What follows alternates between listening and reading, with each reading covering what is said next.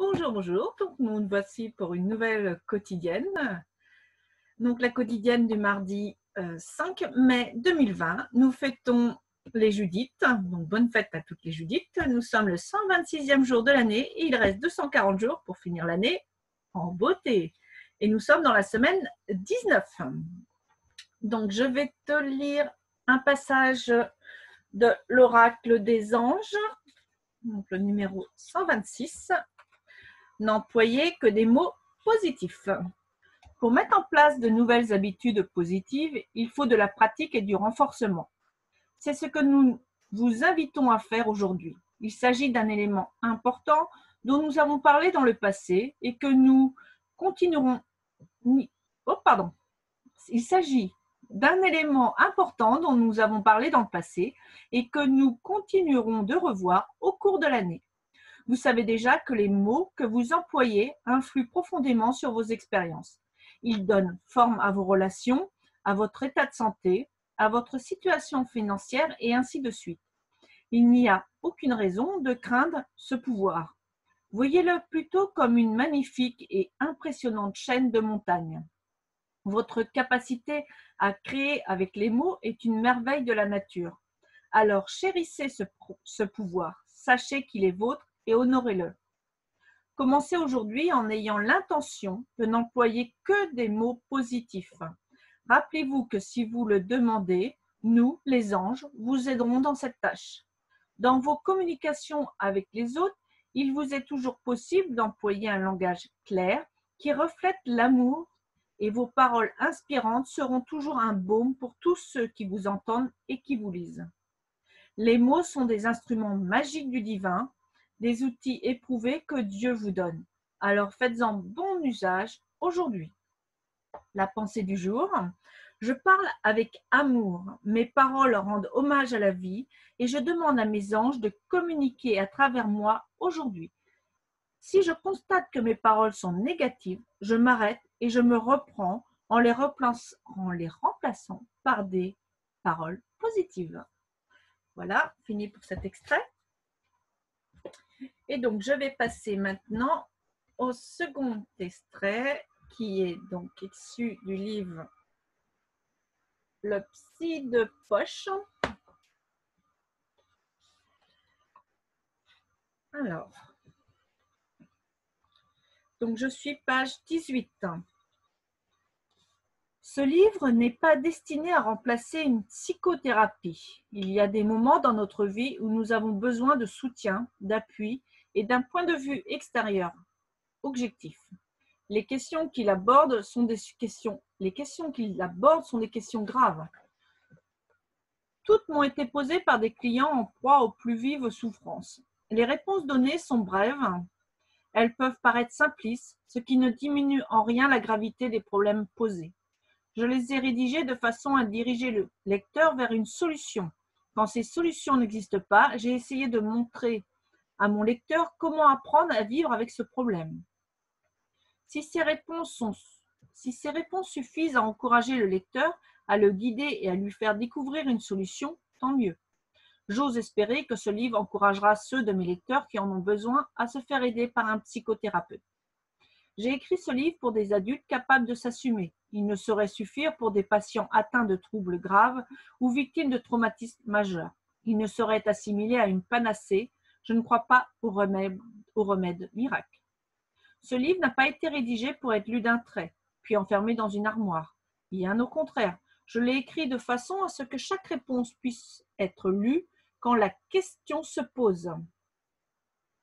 Il contient 83 questions et réponses réparties en 4 principaux chapitres. La théorie sous-jacente et les termes correspondants sont expliqués dans le premier chapitre que j'ai intitulé « Questions philosophiques ».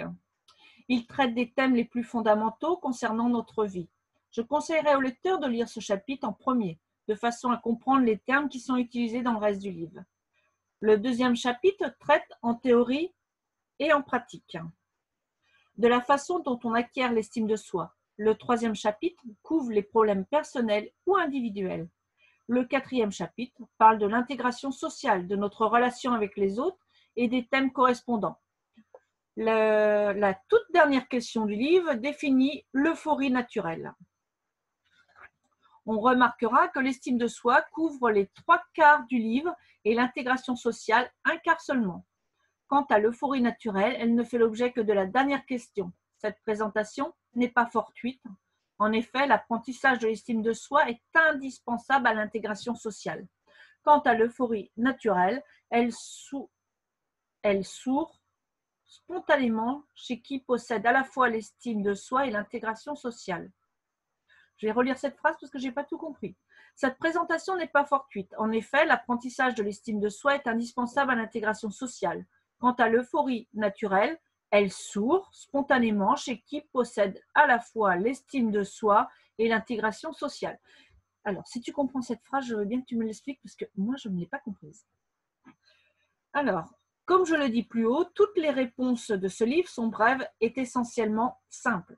Je m'attends à ce que l'on m'accuse d'être simpliste ou superficiel, qualitatif que l'on applique généralement aux thérapies courtes. Mais je suis convaincue qu'une réponse brève ou simple n'est pas superficielle si le patient ou le lecteur intériorise le message.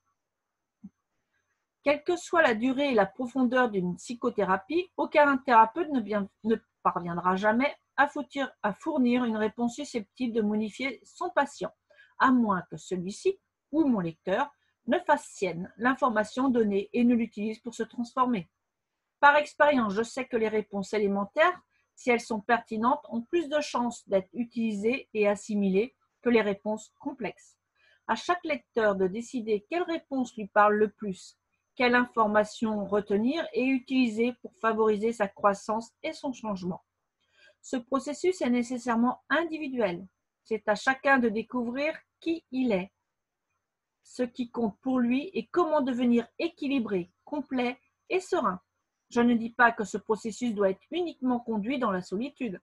En effet, certains éléments de la quête de paix intérieure sont communs à toute l'espèce. Par exemple, le fait que je connaisse votre histoire, que je sache ce qui a marché ou pas pour vous, ne produira aucun changement en moi, mais pourra m'aider à poursuivre ma propre transformation. Le changement en vous pourra m'aider et m'encourager à entreprendre mon propre changement. Apprenons, développons-nous, changeons, puis échangeons nos expériences. Il n'y aurait pas grande joie ni grand avantage à développer l'estime de soi dans un désert. Le fait de nous aimer nous-mêmes conduira toujours à l'amour des autres. L'amour de soi et celui des autres nous conduiront vers la joie et l'intégration universelle. C'est cela, l'euphorie naturelle. J'ai intitulé ce livre « Le psy de poche » pour 2 raisons. La première, c'est que ce livre est un vade-mecum. Nous pouvons l'emporter sur nous partout où nous allons. La seconde, c'est que nous prenons avec nous, où que nous allions, ce dont nous avons besoin. Autrement dit, chacun de nous peut, s'il le désire, être son propre psychothérapeute. C'est à chacun de trouver les réponses dont il a besoin et de les mettre en œuvre où qu'il aille, à n'importe quel moment. Chacun de nous a la responsabilité de sa propre existence. Chacun de nous est en définitive le meilleur des psychologues pour lui-même. En bon psychologue, nous saurons nous encourager, nous pardonner, nous appuyer, parfois nous éduquer et même nous montrer dur quand il le faut. J'espère que ce livre de poche fera de vous de bons psychologues. Donc, j'ai fini l'introduction. Donc, à partir de demain, on passera aux questions philosophiques avec la première question qui est « Qui suis-je » Donc, voilà pour aujourd'hui, fin des lectures. Donc, je vais te souhaiter de prendre beaucoup de plaisir à ce que tu fais dans la journée et surtout fais-le en pleine conscience. Je te souhaite une très, très belle journée dans la joie et la bonne humeur. Et je te dis à demain!